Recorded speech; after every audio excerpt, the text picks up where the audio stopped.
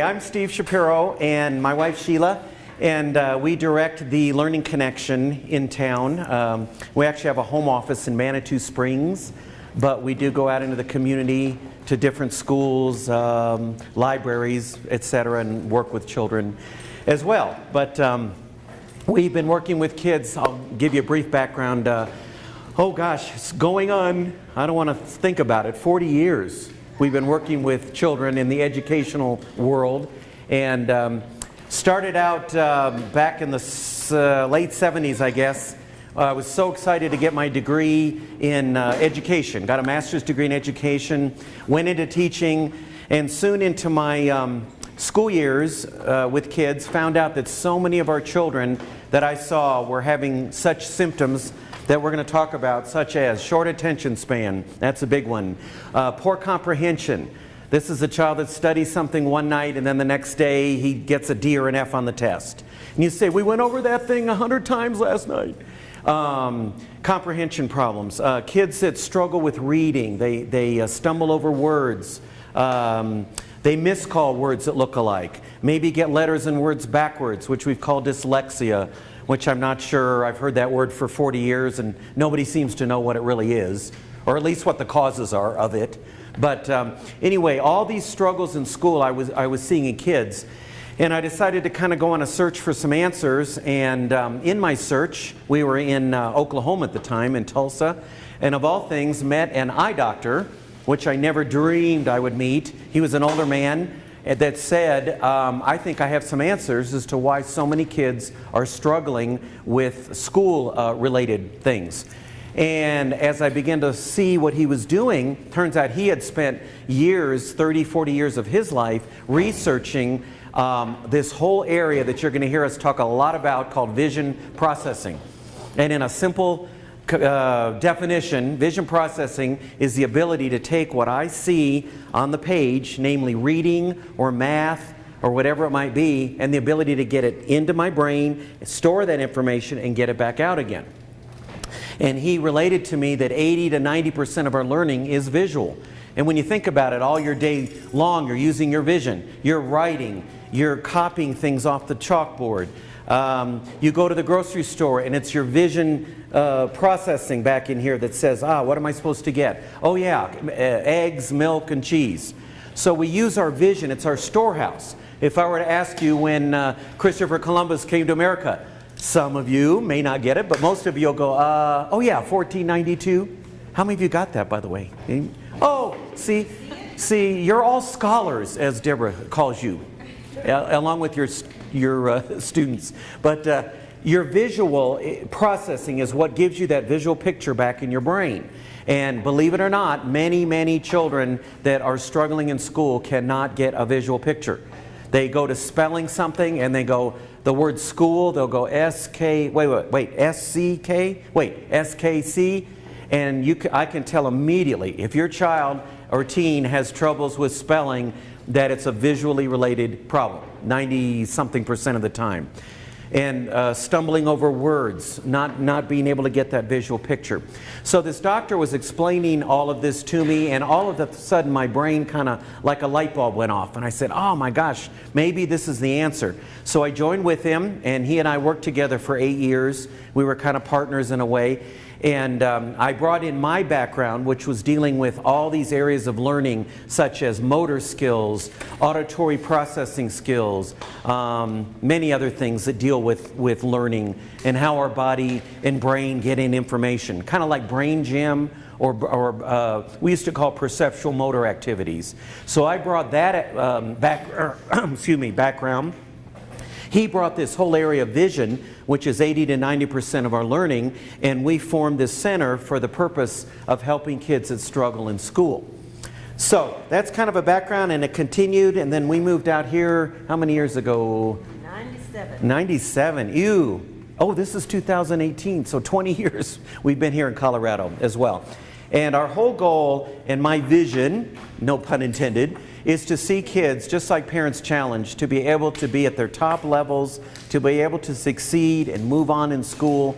And they had a real vision. We actually worked with Parents Challenge several years ago when they actually had a little center over on Union, and we were worked with children there underneath Parents Challenge. So we're very familiar and love everything that they're doing for all of you families and for children.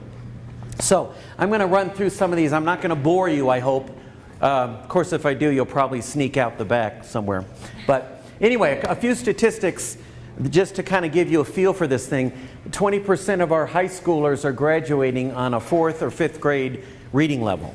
And I know that's kind of astounding, but I know that it's true. And I see so many high schoolers as well as younger children that we've either passed on and they never got the basic skills, or they may have had these visual problems that processing problems that we deal with. That's a staggering number of kids that are going through high school and not performing like they should.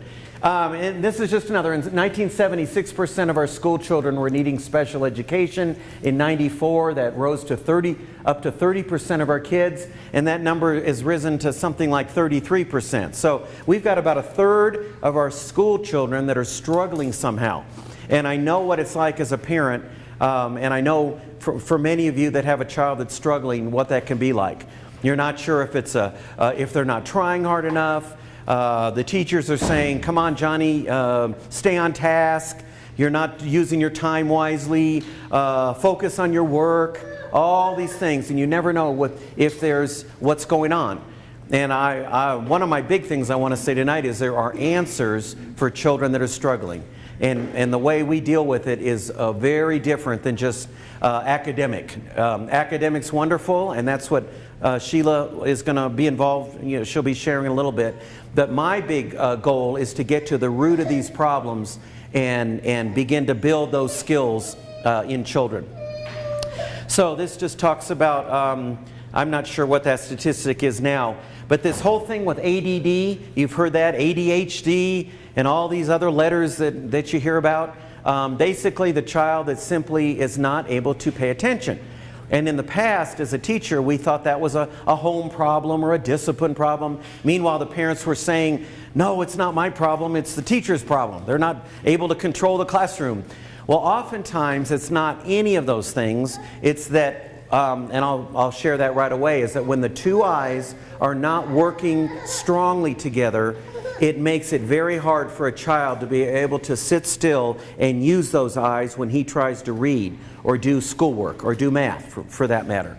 I saw a little boy just this afternoon, a bright boy. He was a 3rd grader reading on 3rd grade level, but yet his two eyes were so severe in working together that the teacher and the mom were both saying, he's not paying attention, he's laying on his desk like this. His eyes, if you see your child that's rubbing his eyes all the time and always tired, or starts his schoolwork and after a few minutes he's going, oh, I hate this, let's do it later, I promise I'll get it done later, and then later never comes. Or if he's doing an assignment and 45 minutes goes by and he or she is still on the same assignment that should have taken 10 minutes.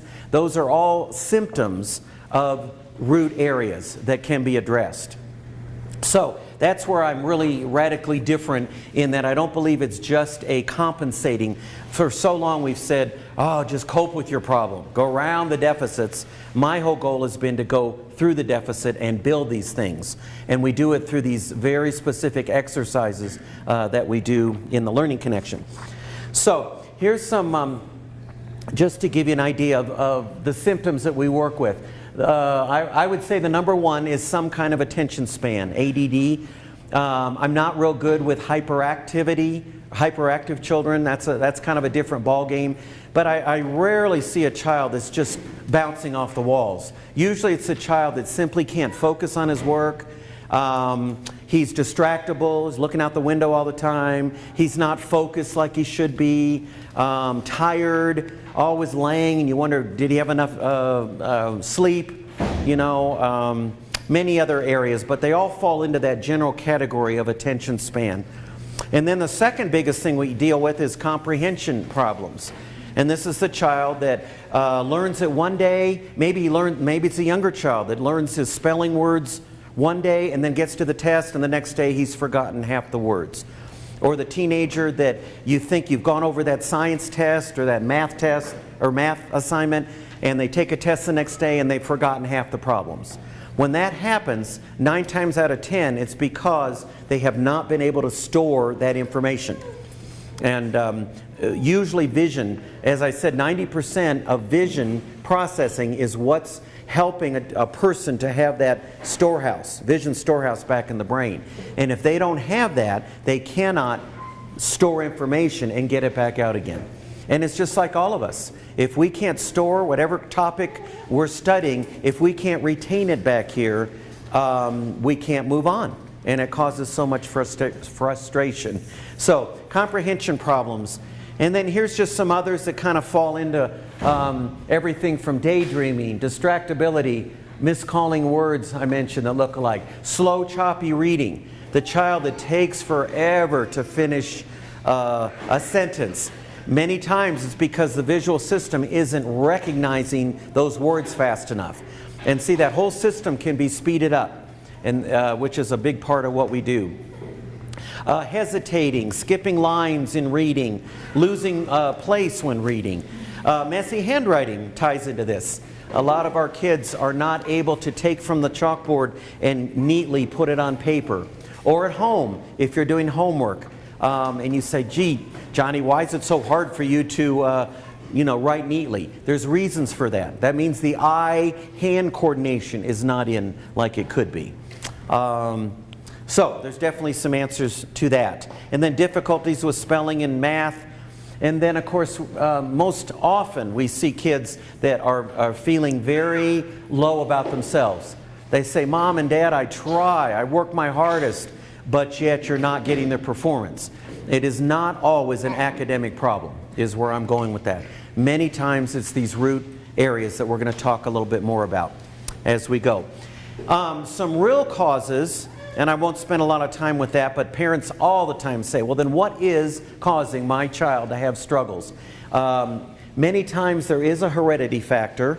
I don't always know where to tie it in with that, but it's interesting how many parents will say to me, he's just like Dad. You know, Dad had that when he was in school. Or Mom, I couldn't spell very well. Or I didn't like math very well.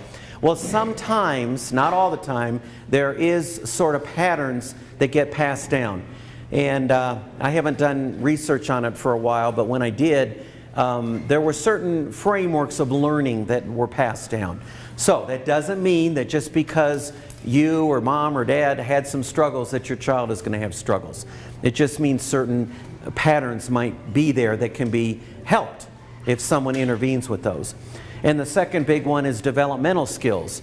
A lot of children when they were, or teenagers or children, when they were younger, didn't get certain skills that make for learning.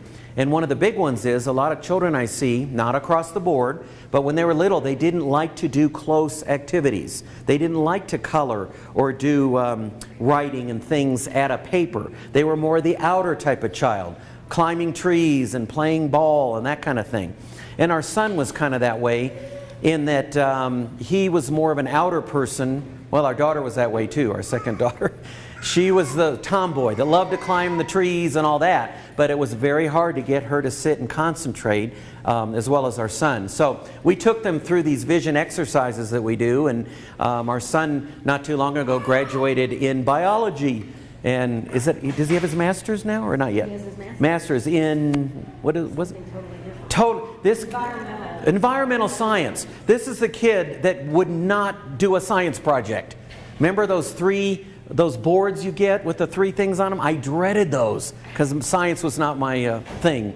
But I hated it. Hated science, and yet he went through school and ended up getting a master's degree.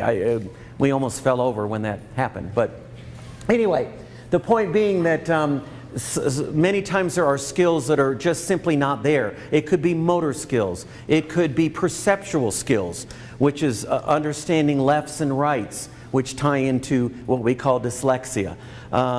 There's auditory processing areas, and then there's vision processing areas. So there's many avenues that can cause a lot of our students' struggles in school. I won't go into all these other things. There's nutrition factors. I will say this though, a lot of our kids today are so busy on their, what do you call them? You know, iPads. I'm being funny. I didn't even know what one was until I was 40 years old. I had never seen a cell phone. I had never seen a computer. Well, I had, but it was those big things that sat in with a reel that went around, you know. That's our, you know, and we thought we were the cool generation. We knew everything, but now I'm totally lost. But now we have all our gadgets, and what's happening is kids, and I know you all have had some experience with this, they're spending too much time on the what do you call them? PDAs. All these gadgets that we do today, and they're not getting enough experience outside doing the balls and bats and motor skills that kids need. But I have a feeling you all know that already. But we're so glued. I saw a thing on my Facebook the other day. It was a little video, and it was showing, it was a teenage concert, and the teens were waiting for the concert to start, and every single kid was on their phones. It was unbelievable. Every one of them. Nobody was talking to each other. You know, and I predict the day when couples will go out on a date and they'll just text each other across the table. You know, do you want a hamburger? Yeah, that'd be great. So, okay. All right, that wasn't funny. Okay. Well, how are we doing time? You'll have to kind of share. Oh, I'll look at that. Okay. Want to make sure you get some time. I'm going to show you a few. Oh. I talk kind of fast sometimes. So, okay, I want to show you some before and after papers that kind of demonstrates the kind of students, the symptoms of students that we deal with. This is a boy that was in a 6th grade, and he was in a private school that was very intensive, academically intense. So he had like all these spelling words to do, and you notice he got a few wrong here, but then the last, I don't know, 10 or 15 completely bombed out. And when I look at a paper like this, I see some things that you might not recognize, and that is, he did sort of okay at the beginning, but at the very last part of it, this is where the visual system breaks down at times. And by the way, I should mention, I'm not talking about glasses or nearsighted or farsighted, any of those things. I'm talking about a whole nother realm that many of you may not have heard about called vision processing, which is using the two eyes together. And what's happening with so many students, they're getting so fatigued and so tired when they use the eyes, whether they wear glasses or not. It doesn't matter to me. It matters that they can use those eyes and focus with those eyes and aim those eyes for long periods of time. Well, this boy, after right about here, his visual processing just kind of went. It kind of left. And he was tired, and so he started writing down, I know it's hard to see, he just started writing any spelling word the best he could. And so he was consistently bringing scores home like that. And this was a smart boy. In fact, most all of the kids we see, I can't think of anybody that I've seen in the last 30, 40 years that I didn't think had a wonderful potential, was smart, and I'll bet you said this to your kids. You said, "Oh, you are so smart. If we could just get you to do your homework, or if we could just get you to focus and stay on task," and all those things. Well, I agree with you. I think 99.9% of kids are extremely smart. It's just that no one's ever known how to unlock that brain, unlock that door so that they can process. So that was this boy. After working with him for about 2 to 3 months, these are the kind of scores he began to get. 80s, and you can, not only that, look at how neat his words became. And so this boy, I've lost touch with him. This was in Oklahoma quite a few years ago, but it's a good example of what can be done. Okay, this is a typical, some of these may look like your kids and some may not, but this is what we see frequently. This is a math paper. Messy. The division, any of your kids ever start their division and then it all of a sudden it goes this way and it's in the wrong columns and it's going off the page, things like that. Okay, that's not just it's not an academic problem as in, come on, do neater. You can do neater than this. Let's do it over or whatever. This boy was consistently doing this and having struggles in that regards. And when we were finished, this is the kind of work he started doing. And the exciting thing to me was he made the happy face at the top. I thought that was so great. His self-esteem, by the way, was very poor when he started. He said, I'm dumb, I can't do school, I hate school, and all those kind of things. And when we were done, he was feeling so much better about his performance. And when you think about it, aren't we all that way? How many of you like school? Some of you. Okay, that's not, this table, ooh, you must be the scholars over here. How many of you just dread it? Me, for instance. I liked math, believe it or not, but in the science and history and all those other things, I just didn't. And I remember I'd watch the little minute hand go around on the clock, hoping, now I lose time. Now it goes so fast, but back then it didn't. But anyway, okay, and then, let's see, I showed you that. Oh, this is one more. Real quick, this was a 14-year-old boy that was struggling on a first grade level with his words. Now imagine this, he was in some kind of learning disability class or remedial reading, and it was pretty low, as you can see, mud and bug and rug. And I looked at this boy, I thought, this is a smart boy, but he never could get past a certain level academically.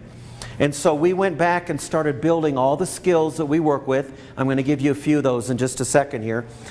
And when we were finished, now this took time. This wasn't overnight success, but we're saying we probably worked with him for about a year, and we had a tutor with him on one-to-one basis, and lo and behold, he was doing science.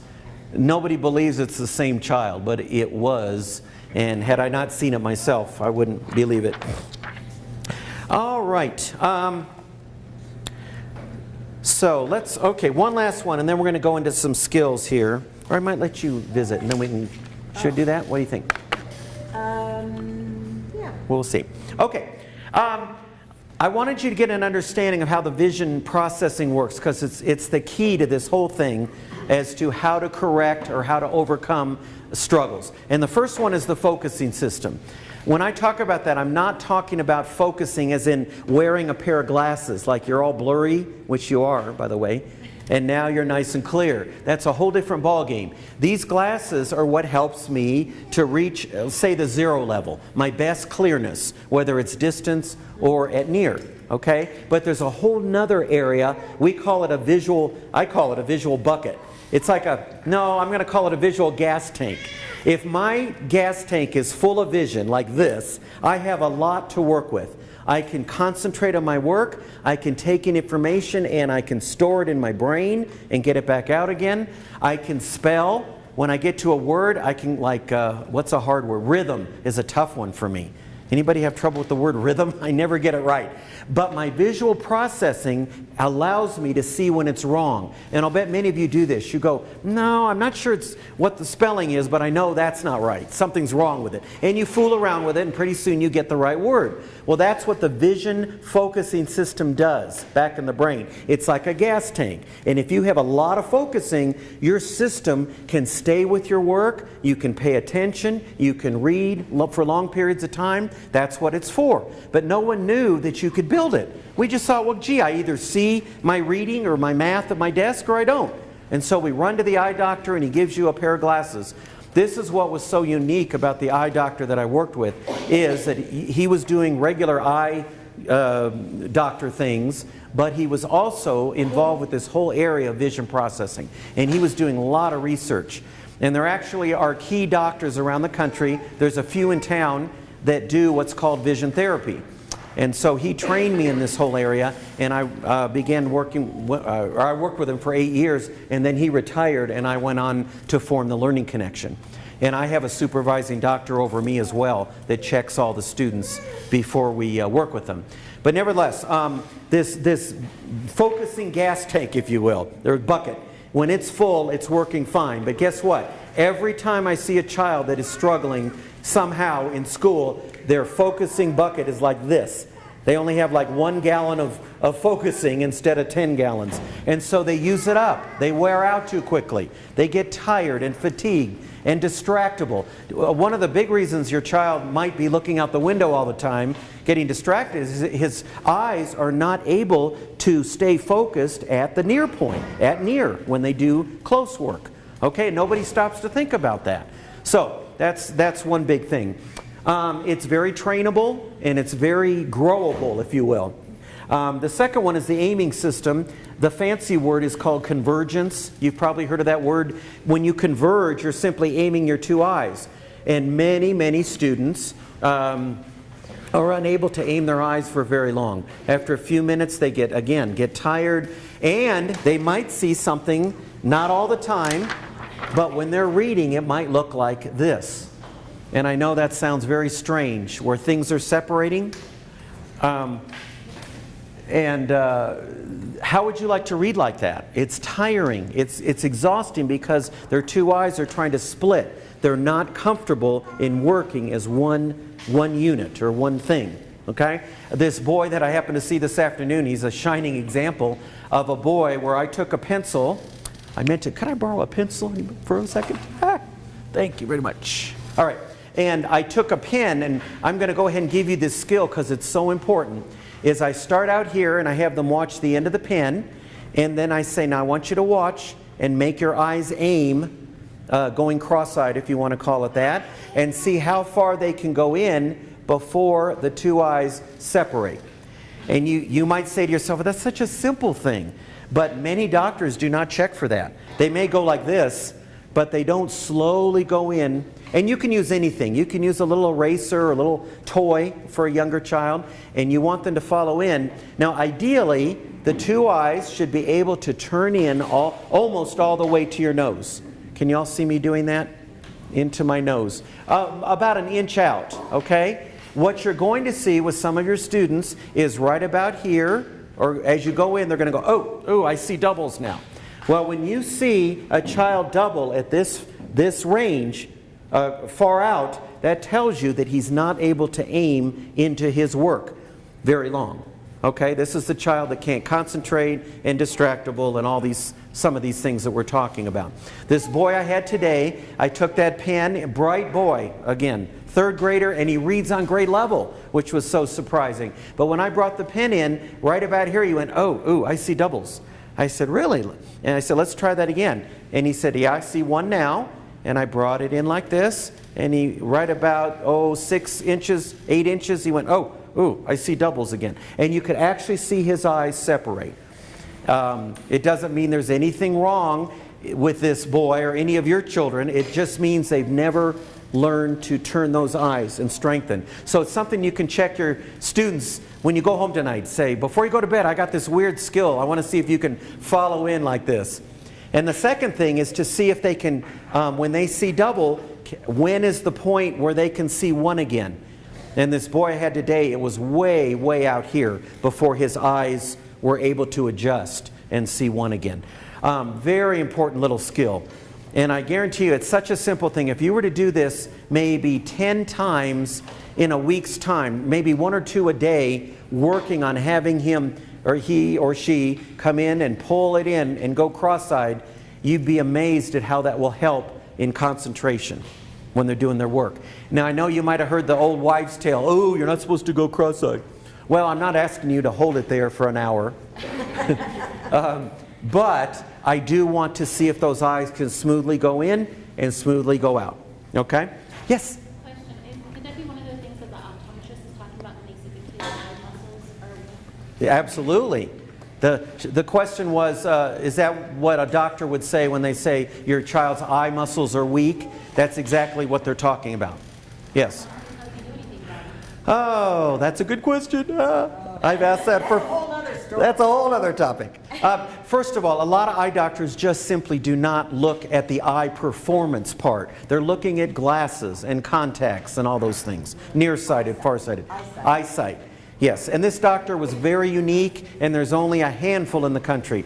I think there's about 300 only. That may sound like a lot, but it's not. In the whole United States, they'd even do this. And when you go in and work with them, the fees involved are just astronomical, thousands of dollars to do this medical vision therapy. Well, that's one of the reasons I've kept with this for so many years, is I saw so many changes and improvements in children, and teens for that matter.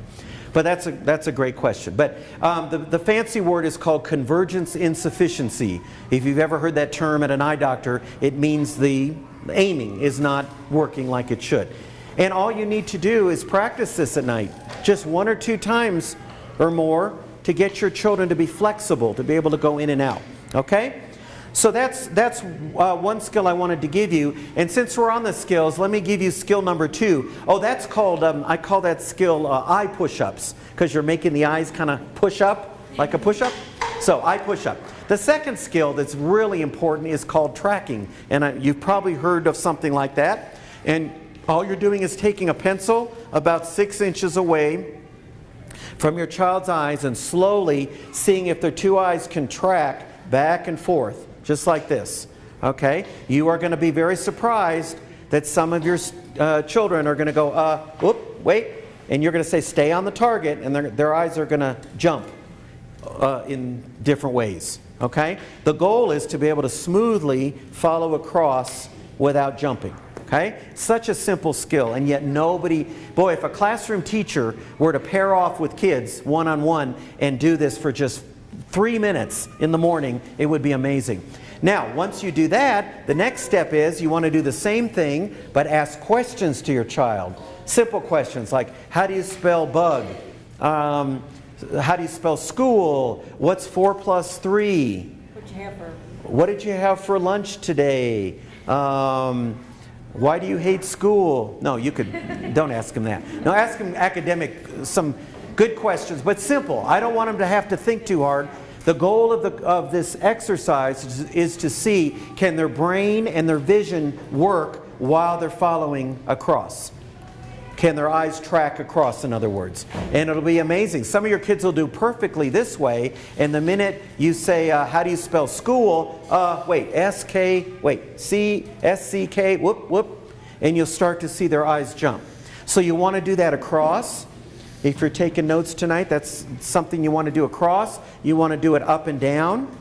Same thing, nice and slow, not too rushed, and you want to see if they can follow with questions. And the hardest for most students is to see if they can do it in a circle.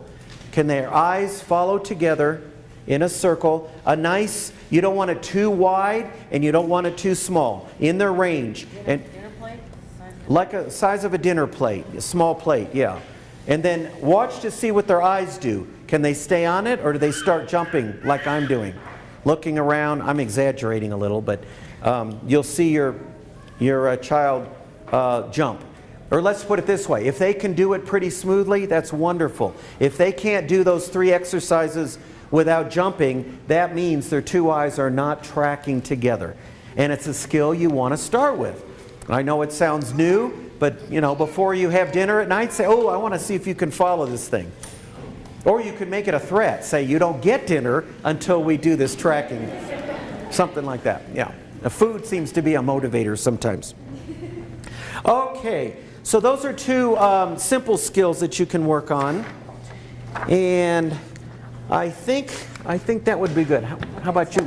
Yeah, we're going to go back and forth a little bit. I'm going to teach you a few more, but I'm going to have Sheilah share her background. Okay, well, welcome everybody, and thanks for coming out and giving your attention to us, and I hope you're going to find something helpful for you. I wish I would have quizzed Debbie a little bit about who all was going to be here. I would have brought maybe a few different things, but how many of you have 5th grade and up students? 5th grade and up. And how many of you have students that are, 1st grade and to 5th, or 1st to 5th? Okay, okay. All right. Well, my realm is remedial reading and remedial math. And I fell in love with reading when I first began teaching. And I have to say, my education in teaching reading was not helpful much at all. But I was very lucky to teach in a school that was using a very traditional Christian program called ABECA. And the wonderful thing about ABECA is that it's very scripted, and for a new teacher, it was a godsend. Because I would look at these lovely little faces in front of me, and I'm going, and I'm going to teach you what? So ABECA was great, and their reading program for me was phenomenal. And one of the tools that I have used through all my years of teaching are these phonics flashcards. And before I get into all that, why I have discovered why they were so effective was this little quote that I found in a Linda Mood Bell math book that is by, well, you'll see who it's by.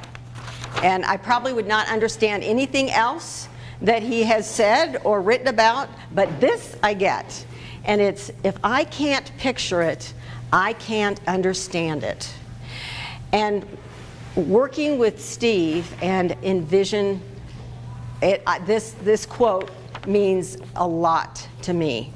And that if you can picture it, you can understand it. And that's what I feel like has been one of the important things that I've learned in teaching phonics, is to picture sounds and how they are said and then how they're spelled.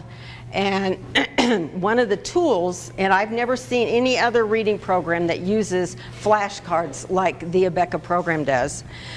And so this would apply to your younger readers. In teaching reading, it was like this young lady said today, "What do you like about math?" And she said, "I like it because it's the most perfect system," right? And then I added, I said, well, that's nothing like the English language. There are so many exceptions in the English language. And I can understand why a lot of kids struggle with reading. And what I like about these phonics flashcards is it helps with those exceptions that are so prevalent in our English language. And I'm just going to run through, and I hope I don't bore you, run through a couple of these crazy exceptions in teaching phonics that you keep thinking. My understanding of teaching phonics was very minimal because I was taught Dick, Jane, and Sally, which is a sight approach, and the ABECA approach is very strong phonics, and my understanding was, okay, that when you teach them phonics, you teach them the short vowel sounds and the long vowel sounds, and that's pretty much, you got it. That's phonics. Well, oh no. There's in this particular set of flashcards, there's 133 of these, or 132. But in the whole English language, there's 144 sounds in our English language. And some of them are spelled exactly the same, but they're said differently. Or they're said differently, but spelled the same. So that's what's beautiful about these cards, is it helps the students get exposed to those exceptions so they can have a toolbox. Oh yeah, I remember the OU, that can be said two different ways. And that's the beauty of these crazy little phonics flashcards that I just love. But like, take the example, well, so you were taught the long vowel rule. When two vowels go together, the first one does the talking, or whatever it is. Mine was two vowels play a game, the first one speaks, the other one stays in the lane, or something like that. So, but then you've got two vowels here, and it's nothing like that. I mean, look at the words. Well, let's do this one. You look on the back, and it's nothing like the two vowel rule, right? It creates its own sound, which is, these are called diphthongs, okay? They're two vowels, but they create a whole new sound. And it's ow as in out. And so what I do with these, to tie it back into vision, is all my tutoring students, they're on a first, second, third grade level, will go through these flashcards. And what I have them do is visualize this whole card. Visualize the picture, visualize the special sound, and then visualize the clue word. And what I have them take them home, study them for a week, and then come back and I quiz them to see how well they've memorized these. And I always use the clue word when I'm quizzing them. So like this, the ow and out, they have to get a visual picture because you can't hear O and U in ow. So you have to visualize that the ow and out is OU. And some kids, they get it like that, and other kids, they don't. And a lot of times it's because they're so weak in their visual bucket that Steve was talking about that it takes them several weeks to really get this. And then of course they practice the words on the back. They don't have to, with my use, I don't have them learn how to spell all these words. They just know how to apply the sound and read the words. But it really boosts their vocabulary, and it helps them make sense of phonics and our English language. So a couple of the examples of our crazy phonics is like, then you've got these two, which is ow and owl. Oops, sorry. And then, ow and ow. So they have to learn. So say you're learning the spelling word crown. And if they have this down pat, if they are working on this, you can say, okay, now this word, crown, has the owl that's an owl. And so they know, oh yeah, they've pictured it in their mind. They've made a file. And they know, oh yeah, owl and owl is OW. So they will spell it, hopefully, OW. So that's how helpful these crazy phonics flashcards are. And another example with the OU, to just give you another example of how crazy our English language is, you've got two OUs said totally different. This is as in country, as in words like young, trouble, cousin, nervous, couple, touch. So, a kid that's been exposed to this at least has a toolbox to know that, oh yeah, I learned that can be said two different ways. So these are just one of the, I think I'm saying this to help you understand the importance of visualizing and putting things into a file, into your child's little brain there. And then also to bring it to spelling, like the ending of ED. Well, ED makes 3 different sounds. And many times I will have kids write words like pushed. He pushed the cart. And they will spell it P-U-S-H-T. So this helps them put into their toolbox, into their file, that, oh yeah, ED, the T is an ED sound, like in, looked. And then you've got ed, as in wanted. And then you have duh, as in played. So at least you're giving them some tools, some information, and this helps tremendously in spelling. To get that visualization and use that clue word over and over and over again. Another example is with the vowel R sounds, which is ER, UR, and IR. They all say So the way to help them with spelling is for them to memorize that the in verse is ER, the in nurse is UR, and the in bird is IR. So if they go, hey mom, purse, you could say, okay, it's P, And so they go, okay, they have 3 choices, but you can kind of focus them by saying it's the that's in nurse. Do you remember studying that? The in nurse? And they have it in their brain. Oh yeah, that's you-are. So it helps. It's not foolproof, but nothing is. But that's how phonics relates to spelling. And there's quite a few examples. These are just a few. Here's another interesting one. I'm doing this with a student that I'm working with right now, is why. Well, why, this is at the very beginning of these phonics flashcards. And they say I as in fly. But beginner readers invariably will go, yeah. And I go, okay, now what's that word? And look at that picture and tell me what that word is. Fly. This is the sound of yeah in the word fly. And then they figure out, oh yeah, it makes I. Well, it's confusing, but they do eventually get that the Y can also say I. Like in buy, try, fry, my. All right, and then there's this one, Y again, baby. What sound does the Y make here? It makes the E sound, as in daddy, happy, puppy, tiny, crazy lady. That's crazy lady. Then later on in the series, the flashcards get more and more difficult because they boost your vocabulary. This is towards the end. Well, this is I as in crystal. So the Y there is crystal, like in Jim, Lynn, Egypt, symbol, bicycle, mystery, the I.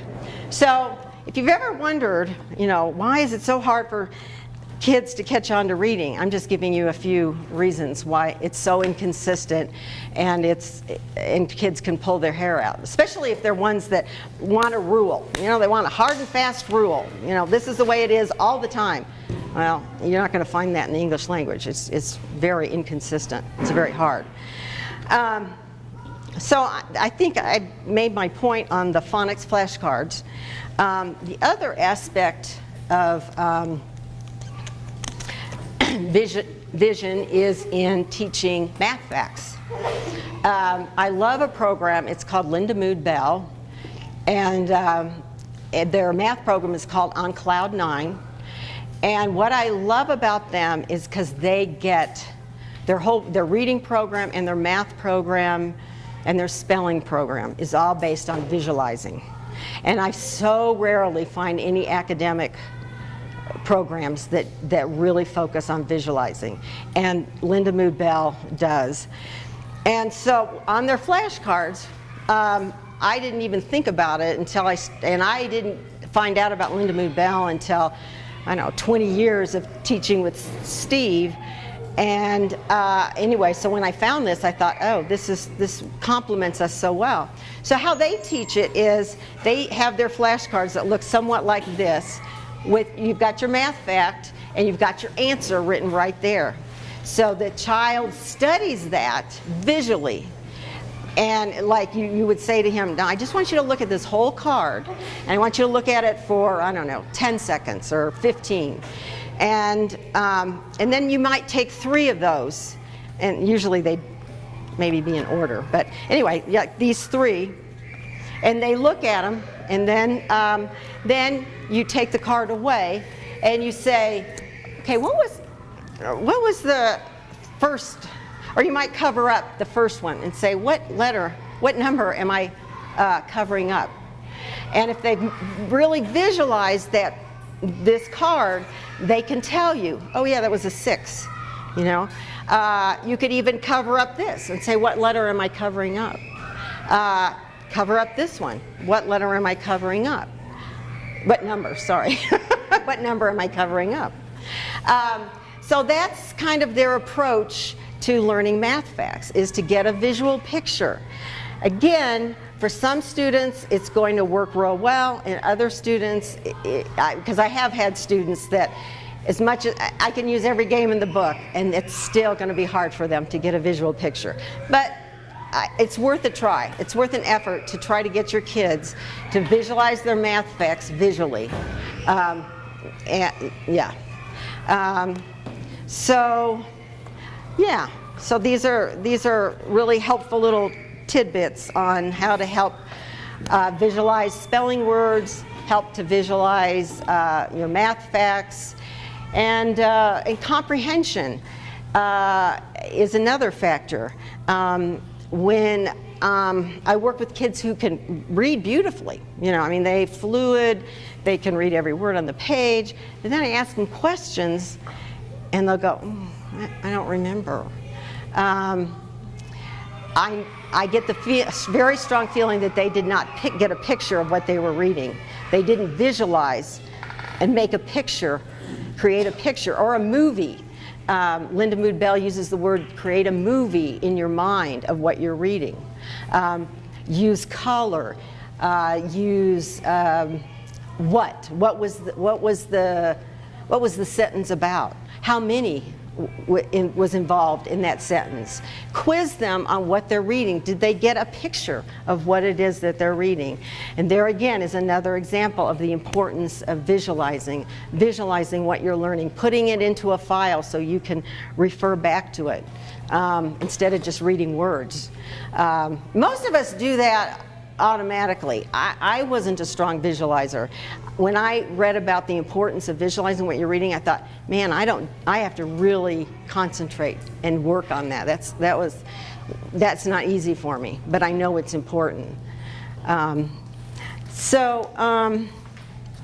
Those are, well, let me also talk about for older students. I use a couple programs called Mega Words. I love Mega Words. It's for 5th grade and up. It's dealing with multi-syllable words. What I love about Mega Words is it uses patterns. I love anything that teaches things in patterns because I think you remember it better rather than just randomly teaching you words that it's just hit or miss. And this is what I love about, so I'm showing you a page, I don't know if you can see it. This gives you an idea of how varied our multisyllable words are. These are dealing with suffix endings, and this is the suffix ending called, spelled A-N-T, but spelled ent. A-N-C said ents. E-N-T said ent, E-N-C-E, ents, A-N-C-Y, ency. So, and then it gives you a whole list of words that you can practice, really getting those suffixes down pat. And then lots of activities using those words, usually breaking them down into syllables. In order to get really good at those large multi-syllable words, you got to break them down into their syllables, and understanding open and closed syllables, and tuning your ear to how those syllables are spelled. Again, it's phonics, it's being aware of the vowel sounds. Every syllable has to have a vowel. And just, and this program does a really good job of helping children break down multi-syllable words. I love it. It's a great, great program. And there's 8 of these, and they get harder and harder and harder. Another program I like for my older students is called Wordly Wise. And this is a great vocabulary builder, comprehension builder. It's different than Mega Words in that it doesn't follow a pattern, but what it does do is it has you learn about, I think it's 15 vocabulary words, and they give you the definitions, so you don't have to go look them up for the students. And then it gives you application, 4 exercises of application. And then at the end, it has a story. Using all 15 of those vocabulary words, and then comprehension questions using those vocabulary words in the comprehension. And this goes all the way up to 12th grade. So this is, I love this for my kids that are behind in their reading levels, and their vocabulary is not on the grade level where it should be. The thing I find a little bit challenging is there's no pattern to them. It's just words that are used in the article that they're reading about. So that's a little bit frustrating for me, but I get what they're doing. A few hints on how to help your older students develop their reading and vocabulary. And so that's kind of my realm. And Steve, you want to finish up? Yes.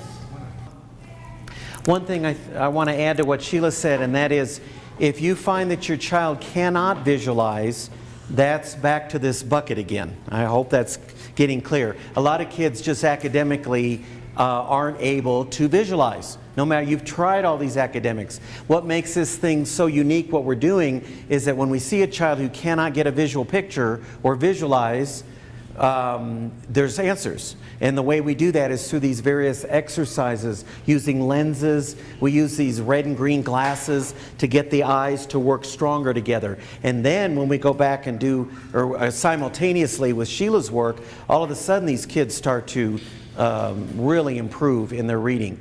Also, one thing I noticed over the years is a lot of schools do not do phonics with younger kids. How many of you had phonics or remember when you were little? Do you remember? I didn't. I was the look and say method with see Johnny run. Run, run, run, Johnny, run. Johnny should be exhausted by now, because remember see Skip, or is it, what's the dog's name? Spot. Go Spot, go. I didn't know that wasn't phonics. That was more of a looks, what do you call that? A looks sight approach. So then you get kids that have gone through that, and in high school, if they didn't have a phonics and syllables like what she was talking about, you give them a word, and I have this on a list, a word like vaccination. I had a 7th grader say vacation. I showed him the word forest, and he said first. I showed him the word apprehension, and he said applesauce. So saw the first APP and then guessed at the rest. And a lot of kids that are doing that, or students, are because they did not get a good phonics background. So we're very big on that. I might add one little thing on, I know you might be saying, but what about auditory? You haven't heard me mention much about that, but I will not deny that auditory is a very big part of our learning. We hear from the teacher and get information that way. But what I discovered over the years is auditory and vision are very closely linked together. Meaning, whatever I say to you, guess what you do? If I say to you, I'm going to give you auditory directions, for instance. Go down Academy and take a left on, what should we take a left on? Chelton, and go west 2 miles and then turn right at the Get and Go gas station. How many of you can, what did you do with what you just heard? You turned it into a visual picture. So I don't believe, like I was taught, that auditory problems are over here and visual problems are over here. They're very closely connected. And when we train the visual system and get that bucket strong where they can visualize and get a visual picture, all of a sudden they start doing auditory better as well. As in following directions or auditory sequencing, they can transfer to a visual picture. Does that kind of make sense? So the statistics say that 80 to 90% of learning is visual, but that other 10 to 15% involves auditory. It definitely is important. It's just that when you have a high schooler that has not transferred from being an auditory learner into a visual learner, then you're going to have probably struggles. I don't think you can go all through life just hearing, just trying to do things auditorily. You've got to read those directions for yourself. You've got to transfer it into a visual picture. Okay, so this is where Sheilah and I work hand in hand. When we're working with a student, we're doing both of these things. The academic part and then the visual therapy part. Do you have a question? So the question, I understand that they're linked, that the visual part is a larger percentage. What about if they say that your child has auditory processing issues? Does that affect the visual? The question was, what about auditory processing issues? I have most of the time believe that's tied into the vision processing. What they're saying is that child can't take what he hears and transfer into a visual picture. Not all the time. Sometimes it's just purely there is an auditory weakness there. But one other skill I want to give you along that line is giving your child, say, 3 or 4 directions. You can do this so easily at home. With a younger child, I would start out with 3, such as you have them listen to you. Let's see, put your books on the table, shut the door, turn out the light. Okay, 3 simple directions. And when they're ready, see if they can do that. Then add 4 directions, or do 4 directions. Such as, you can do this with the dinner table. Say, put the fork on the left of the plate, put the cup on the, in front of the plate, and put the spoon on the right side of the plate, and put the bowl on the other side of the table. Something very clear, and see, and it'd be interesting to see what your students do. A lot of kids will go, uh-oh, they do one thing and they forgot the others. Any of you have kids like that? You say, go downstairs, get me a hammer and 2 nails and a screwdriver. And they come upstairs and go, oh God, what did you want?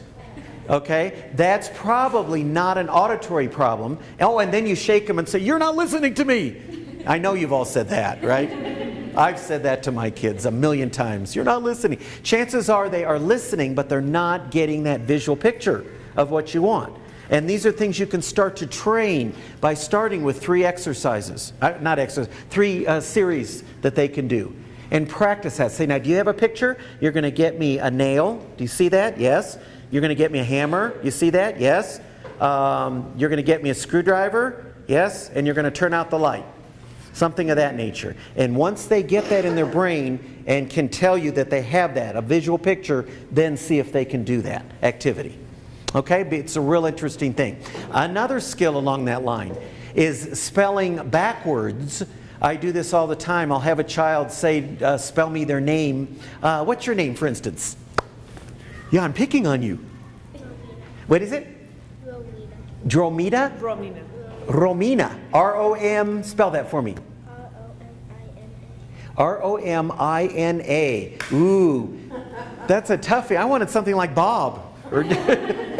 Can you spell Romina backwards? Can you look up and see your name Romina and spell it backwards? Good. I think you did it. Yay! She gets a hand. Yay! See, you didn't know you were going to be on trial, did you? If your students, and even with whatever name you can think of, or especially their name, if they cannot spell it backwards, they can. And the reason I do it backwards is most of us have memorized our own names forwards 1,000,000 times. But backwards, I've got to start with the last letter. I've got to visualize it and see it, and then go the other direction. Or take a word like school. I can see that word. How many of you can see that word school out in the air right now? Some of you, most of you, okay? Most of us are depending on our vision all the time for that. I can see it. L-O-O-H-C-S is school backwards. So that's another little simple skill you can do with your child. See if they can spell their name forward and backward. Another way to do that too is if you got a really long word, is just ask them, what's the 3rd letter? Oh, yes, word? yes. Have them get a picture of that word and then say, what's the 1st letter? What's the 5th letter? What's the 3rd letter? Yeah, yeah. And see if they can do do it that way. Yeah, to get that on tape, I didn't know if they would hear that on the tape, but to say, what is the 3rd letter of your name? What's the last letter of your name? And kind of play with it. And it's very interesting to see if they can visualize. So that's another interesting skill. Okay, what I'd like to do is something fun. Does everybody have a piece of paper and a pen sort of handy? Okay. You didn't know you'd be doing some things, did you? I want to show you the importance of vision, how we use it. This is just a couple fun little activities. Especially those that have your children are here, they can do this too. So look up here, and I'm going to give you probably as much time as you need to memorize the number that goes with the object. Okay? Just stare at it and take your time. And then there might be a test after you're done with this. So. But can you Oh, I'm sorry, I said it too fast. Look at all these 6 items and the numbers beside them, and see if you can either close your eyes, that's a way to get a visual picture, or look up in the sky, or the ceiling, and see if you can memorize what number goes with what object. Okay, and you can look a whole bunch of times. Look up and get it, kind of test yourself, then look back again. And What is the picture on 10? I'm sorry? What's the picture on 10? Is that a ship? Oh, 10, I'm sorry. It's a ship. Yeah, very good. A cruise ship. See the little people? No. It's a boat. It's a ship. There's a pot, a flashlight, chair, mouse, and cup.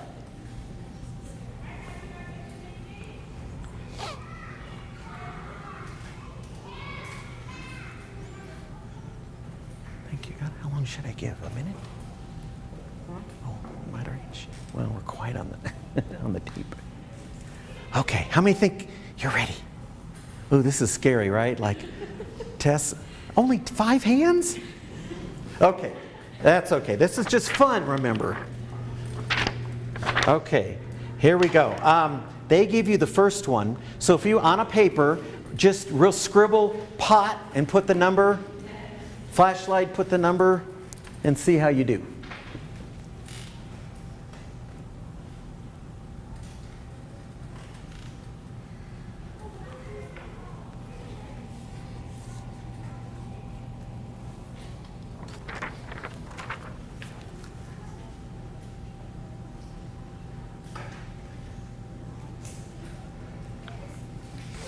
Kind of let me know when you're pretty much done. Pretty good? Okay. How'd you do? Now, let's see how you did. Can I put these next to each other? Nope. Let's go back. All right, grade yourself. See how you did. How many got them all? Yay! Good. How many got most of them? Oh, you guys, I don't need to see you. How about you kids? How'd you do? Did you do it? Did you get them? Did you? Good for you. Any teens hanging on? There's a teen over there. How'd you do? Do you see how the vision, how you connected? The way I did it, or I'm not even sure if I could now. I thought of 10 cruise ships, in the ocean. I have 55 pots in my cupboard, something of that nature. Yeah. We all do these little things to help us visualize, okay? All right. So that was one. Put a big fat A on there and a happy face up at the top. Okay, this is another fun one. I should have done this first, actually. And what I want you to do, you know what? I wonder if I should, let me move it. There, sorry. Well, no. You may not be able to see the words on there, but this is an ice cream store. And I want you to study it with your eyes. Look at all the details, the cost of the ice cream cones. Okay, we'll do that a minute or so.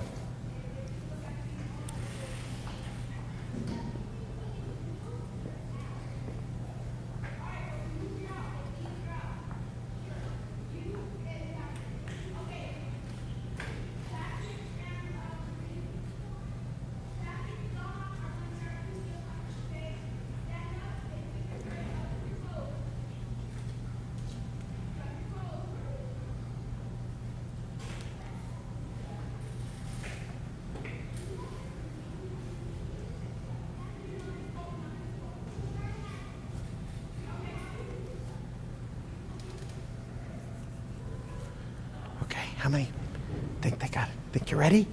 Sorta? Okay. Good. All right. Oh, here we go. Okay, I'm going to auditory give you some, and just scribble down an answer. There's going to be 10 questions. What kind of store is this? Oh, that's easy. So that's number 1. What kind of store is this? This is comprehension, by the way, as you can tell. How many children are in the store? Number 2.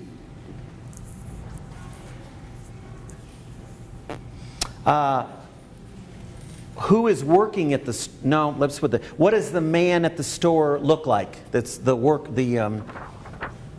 The man behind the counter. The clerk. Yeah.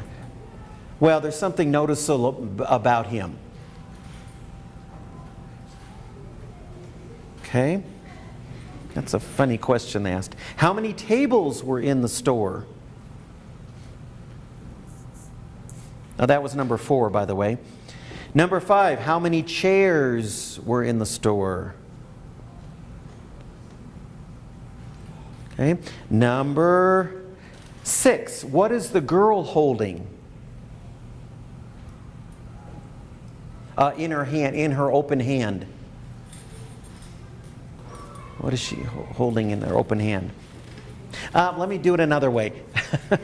Well, I don't like these. I do my own. How many coins were in her hand is what I wanted to know. Okay, I'm going to do my, I don't like those. What time was it? Number 7, I believe. What time was it on the clock? Number 8, how many dips did the boy have? How many dips of ice cream did the boy have? Okay. Number 9, what was the name of the ice cream store? It was kind of a joke or a pun.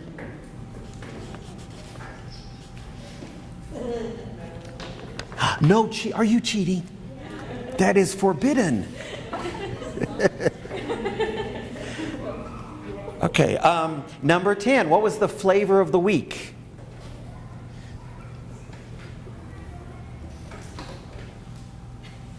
Let's see. Number 11, how much was one dip of ice cream? Many years ago, by the way.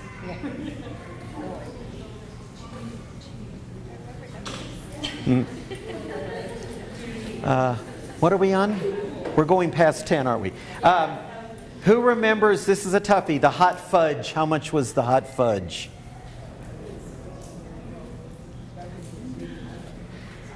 And we'll do 2 more.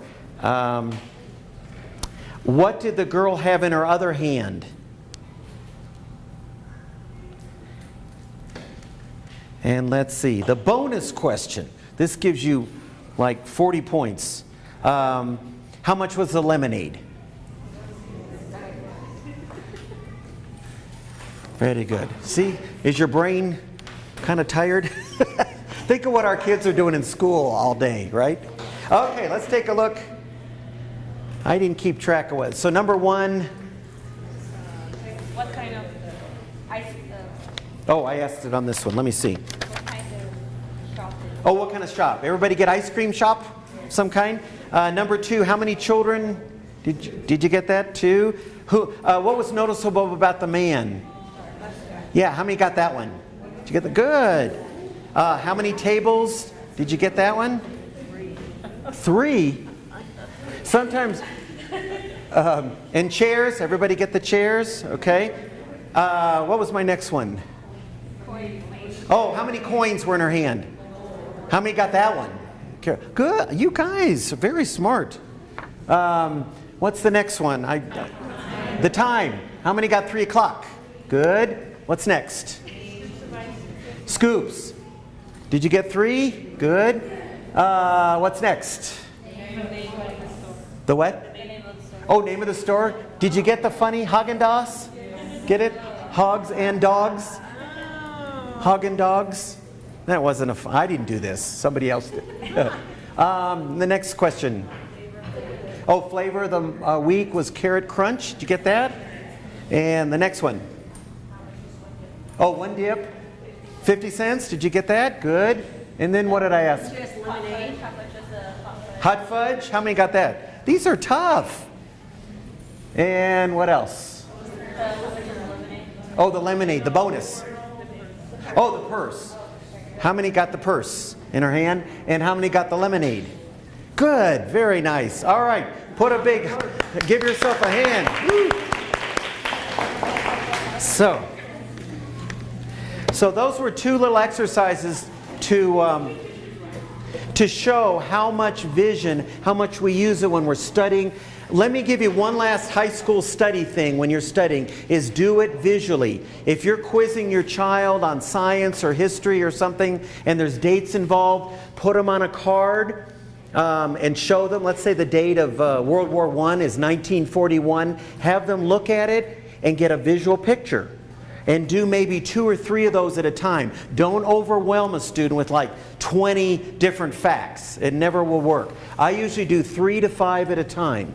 That's all. And then I go back. I do 3 more, then I go back to the first 3. Say, now get a visual picture. When was World War I? Good, 1941. Okay, when was the Revolutionary War? I'm just giving you an example. 1776. And the only way I know that is it's in my visual storehouse, my bucket, back in my brain. It's so interesting. Did any of you ever watch at night, late night TV where they're out on the street and they'll ask these people questions like, what is south of the United States or north of the United States? It's quite, first of all, I keep thinking, oh, come on, you know. But it's true. I mean, a lot of kids have no knowledge, no visual understanding that Mexico and Canada, Pacific Ocean, Atlantic Ocean. So those are just some little keys that you can start with. We do have a very unique testing machine that we use in our office called a visograph, and a child is wearing these goggles that measures, as they're reading a story, it takes all these measurements and it tells me how strong their visual system is, just what we're talking about. So I'm one of the few that have that machine. And we do testing in our office for that, which some of the Parents Challenge families have taken advantage of that. So anyway, I think that's pretty much on the end.